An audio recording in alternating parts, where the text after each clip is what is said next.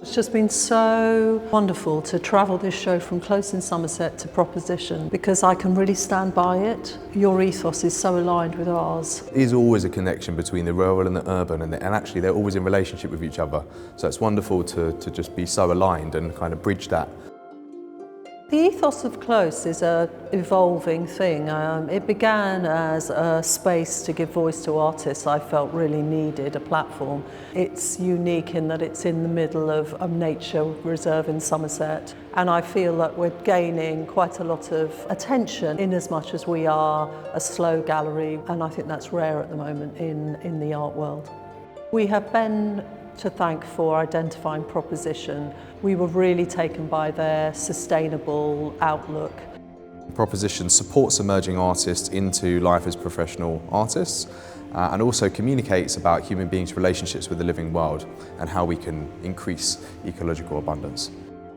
For me, it feels like in many ways a kind of foundation stone for the show. It's made with dust from his fireplace at home in Sussex and mud or dirt from Bethnal Green Gardens, which is just across the road. And it's based on a mushroom spore print, both a sign of the mushroom dying, but it's the imprint of life to come. In Somerset at the exhibition there, it was made with ash from the fireplace at Close, but also soil from the land around the gallery. Each time it's shown, it's the same work, but it's different. And it's made anew each time. So again, it kind of that idea of renewal, the cycle of life, is really kind of encoded in the work. Alex's work is extraordinary, I think. It have to be seen in the flesh. If you move across the work, because there are these layers, you get an image that shifts and changes. Every painting I make is located to a site and I collect the material from those sites. Iron oxide residues from coal mining. Sometimes there are other contaminants. I take all these materials back to my studio where I wash them, grind them, make them into a usable form that I can grind up into a paint.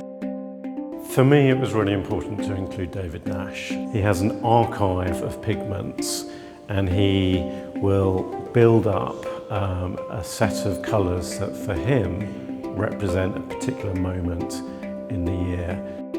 These are the sunrise and sunset shadows cast from a now absent rock. This is actually a study for a much larger sculpture which is in the Close Gallery in Somerset, which is 2 metres tall, so you can walk in between and you can take the sort of presence of where the rock was.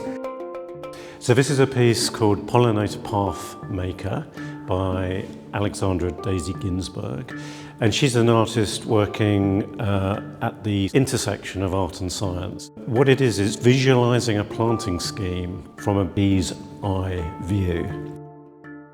For me, this work is an ongoing collaboration with animals and plant spirits that offer their leaves and their feathers and their fur to the fire, and then ultimately the water that it gets thrown into at the end for the colours to be elevated.